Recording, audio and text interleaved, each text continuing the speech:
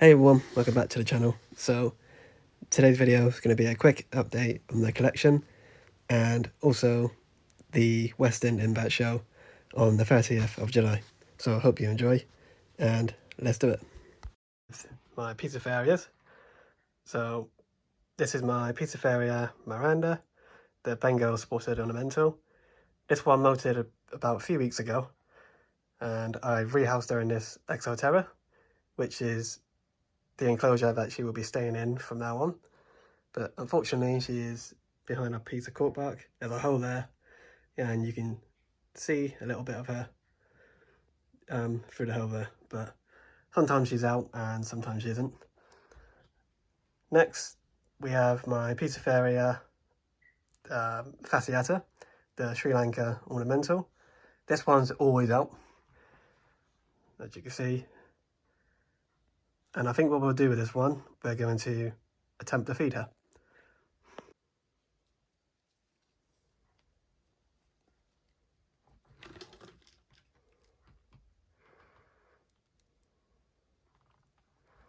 Okay, so basically I just had to get another roach and try again. The other roach is behind that bit of log, this bit here, and I can't really get to it. But there she is, she's amazing. She is my only display pokey. None of my other ones, well, my little ones are out where you can see them, but out of my big ones, she comes out more than P. Miranda. But yeah, very cool. And now, by the looks of it, she's going to go in her den. And while we... So next we have my Grammostola porteri, the Chilean rose hair. Open the doors up so you can have a good look. This one's doing well. As you know, I got this one off a friend, or one of my brother's friends. And yeah, she's doing really well. Very cool tarantula. I do recommend these for beginners, although some of them can be really docile like this, or some of them can be a little bit defensive. But yeah, she's really docile, this one. Really chill, really slow moving. And also these are out all the time. She's been in this enclosure for about 2 weeks, I think, and she hasn't even made a hide yet. So she's always on the piece of corkbark, or she's on top of the fake plants there. Yeah, so she just makes a really good display tarantula. On to the next one. Oh, actually, let's attempt to feed her. She might take down.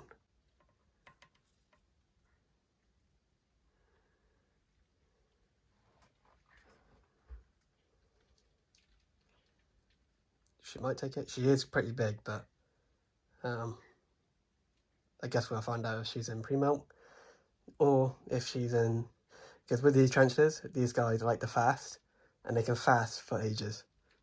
Basically that means where they just won't eat food. So I guess we'll find out. Oh, go that way. And she got it.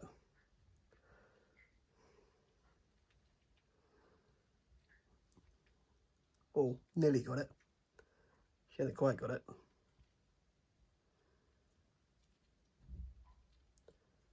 Things are open. I don't think she's picked it up though.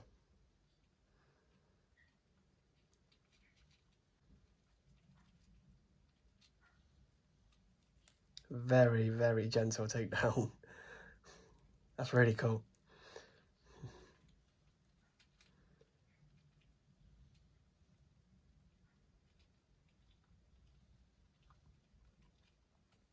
Okay, well, at least she took food now. So I suppose she's still eating. So yeah, that was quite a big roach, so I will probably give her a few weeks till I attempt to give her another one. But yeah, these tarantulas, when they're full size, they can take down adult dubias, adult red runners, like no problem. So yeah, she will enjoy that one. On to the next one. So yeah, she's doing really well. Next little update, which I spoke about in my last video, my cobalt blue. Now she has pretty much is her enclosure. She hasn't made a burrow, but she's used the dirt to make like a tunnel, which is pretty interesting. But no, she's doing well and she's eating. Here we have my Nandu chromatis that molted about 2 weeks ago. This is now a mature male, so you know, unlucky, but yeah, mature male Nandu chromatis. Down below here, so this is my Kilobrachys horhini, the Asian fawn. So while she's out, we're going to attempt to feed her. But just before we do, look at that webbing. That's crazy. Now these guys are heavy webbers, just like the Balfours. And I don't know about other people's Kilobrachys horhinis, but mine's pretty much out all the time. So she's a bit like a display tarantula as well. Like she does go in her hide, which is back there. But if she's out, she's probably in there. You know, she rarely goes in there. So just give her a feed. It's gonna be good.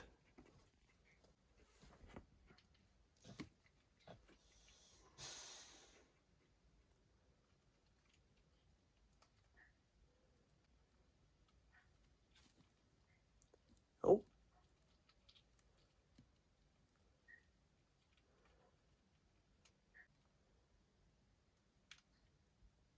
Not sure what she's gonna do. Okay, looks like we're not gonna get a takedown, but what I'll do is I'll come back to her and we'll move on to the other tarantulas. I've got my Summerpayas reduncus, the orange mouth, who used to come out quite a bit, but now she don't really come out anymore. So, she is due a rehouse at some point with some fresh substrate and these new pieces of decor and stuff. But yeah, that will happen at some point. Also to mention, if you haven't noticed, I'll take this lid off so you can see. I've made these, but I didn't make them, the black backgrounds. So any of my regular viewers, if you're watching and you notice, obviously the background of my enclosures are black. So what I've done is I bought some black card, and this is A4, and to fit the back of the enclosures, and I just used some sellotape to stick it on the back. Obviously really cheap to do, and yeah, I think it makes the enclosure looks a bit better. It hides that, you know, the walls behind your enclosures, so yeah, I think it looks better. So all my glass enclosures have got these backgrounds, but yeah, I think it looks cool, makes the enclosure look a bit better. But yeah, that's my Peerodontis. I'm actually gonna attempt to feed her. She might come out. Well, we ain't gonna see that, so, but I'm sure she would have got that. She hasn't got that much of a big abdomen, I know that for sure. So I'm sure she would take that down. And she molted not too long ago, so I definitely don't think she's in pre-molt. Right, next, Ornithinchilpus balfouri, another very webbed up enclosure. This one's in pre-molt and I'm waiting for it to molt. Been in pre-molt for a while now, so yep, she's in amongst all that webbing. And here is my Hattie, which is, do you see her foot there, look? Kind of see her. But again, I did the black backgrounds. Oh, orange mouth. She hasn't got the roach, but she can definitely feel it.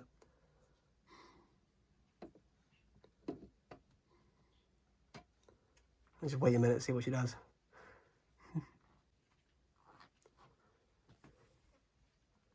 Oh, I see the roach. Right there. I don't think she's going to be able to get that.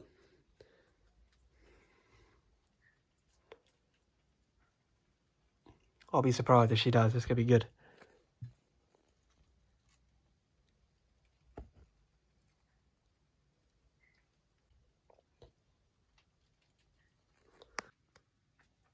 we'll come back to her. Yeah, so the Asian fawn didn't grab that roach, so I'll leave her with it. Got some up here actually. On the top shelf, Acidora parababana, salmon pink bird here. I believe this is a male. Oh, he's on the move. Phonopelma seamani, Costa Rican zebra. And in here we have the Hystriocatus lassiceps. One of the baboon tarantulas. You can't see that though. But that's all that's up on the top shelf. These are all juveniles and slings. So we got Charlie here, Sea Darlingi, that molted a couple of days ago. Brachypelma hamori, molted again. I do believe it's a male though. These are all slings. The dwarf tarantula, I always forget the name of that. I need to put the actual normal common name on the enclosure. Phrixopelma lagunas, Chilobrachys cayenne kraken, Chilobrachys Wahini sling, Chilobrachys Vietnam blue. Another Hattie Hattie sling, and behind her is another orange mouth. Obviously, all these are good. No melts from these lot. T Blondie, I'll give you a little look on her.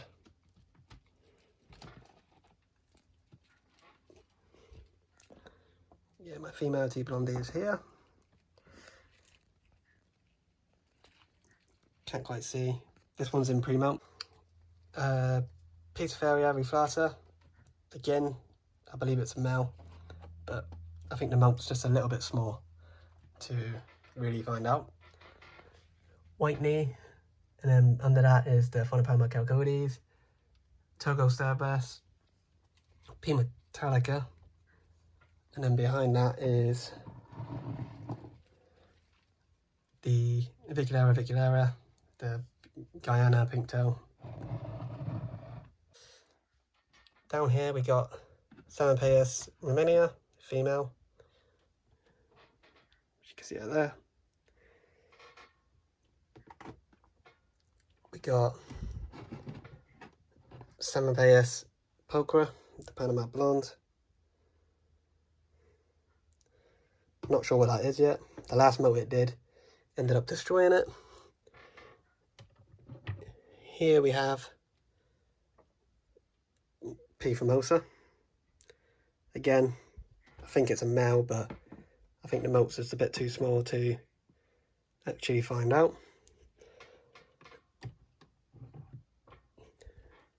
Peterferia Tigrina Waselli. I believe in pre-molt as well.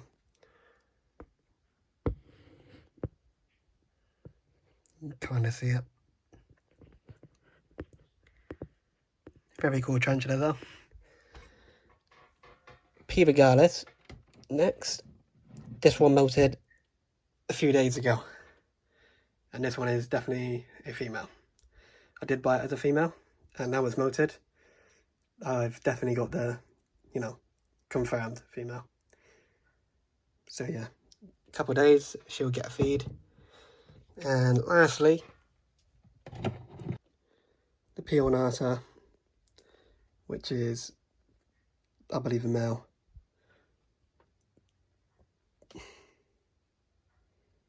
Yeah, bit hard to see these ones. Everything's going well. Now, the only bad news is I had, hang on 2 seconds, she still ain't got that roach. My Peterferia viata, which is the ghost ornamental, ended up passing away. Now, I have no idea how it happened. So basically it molted, and then a couple of days later, after it molted, it just wasn't itself. It was all like, how can I explain it? Like shaky, and just didn't know what to do. I've got, I'm pretty sure I got a video footage or something after it actually passed away, so I can have it, looked underneath it. I'll put that footage up now, and we'll talk about that. But she looked completely fine after I molt, so I don't know what actually happened and what went wrong. But yeah, she ended up passing away. So this is the Pizzafferia Vieta. It goes ornamental. This is what it looks like after it passed away. So yeah, as I was saying, don't really know the cause of this. I suppose you can only put it down to as a bad molt. But yeah, let's flip it over and I can show you the underneath. So here is the underneath. Now, looking back on the footage, I have noticed this little crispy bit in the middle. No idea what that is whatsoever. So I'm guessing that was the cause of it dying. But yeah, really gutted about this, just because I've never really seen these on people's websites or anything. So yeah, gutted that this happened. But yeah, I have had it happen twice, the same thing, where they molted and then they just go really funny. And that was my Pizzafferia Tigrina Rosselli. Not the one I got now, it was a different one I had before. I had the same thing with that one. And yeah, it's just so weird, I don't understand it. But yeah, the other death I had was my golden blue leg baboon sling. That one ended up passing away, which, I'm not too bothered about it, just because they are slings and, that can happen with slings. I always feel like slings a bit more weaker and stuff like that, I find them. But yeah, that one ended up passing out. But other than that, the rest of the collection has been fine. As you can see, my rose hair is doing happy dance with a roach. The orange mouth did end up getting the roach. I just missed the takedown, unfortunately. But yeah, she got that one. The Asian fawn still hasn't got hers, so I'm guessing she's not hungry anymore, and she might even be in pre-melt, so she might do one more melt. Even though she's massive already, but she might melt again, who knows. I will keep you updated on that if that happens. But yeah, so the other thing I want to talk about is the Bristol Invet show. I will be attending, and obviously if you watch my channel and you see me, feel free to come and say hello. I think that'd be pretty cool. I will have some stickers. I'll have some stickers on me, so if you want a sticker, I will give you a free sticker. I haven't got them yet, but I'll put a picture on screen of what they look like. But yeah, I think they look really cool. So I will be handing them out to people. And yeah, and I'm quite excited actually, because I've never been to any of these spider shows or anything like that. So this is my first one I'm ever going to. So yeah, I'm looking forward to what to get, what spider to look for and stuff like that. Now we'll do a update video on the Bristol show a few days before and just talk about, roughly what I want to get there, what spiders I want and stuff like that. So stay tuned for that video. So this is the end of this video. As always, if you're new to my channel, welcome. This is Carl's Tarantulas. This is where I do videos on my tarantulas, just tarantula content. So if you like any spider stuff, then consider subscribing. If you like this video, give it a like. If you didn't, leave a dislike. Leave a comment down below, let me know what you think. Hit the subscribe, hit the share, and hopefully I'll see you again next time. Bye for now.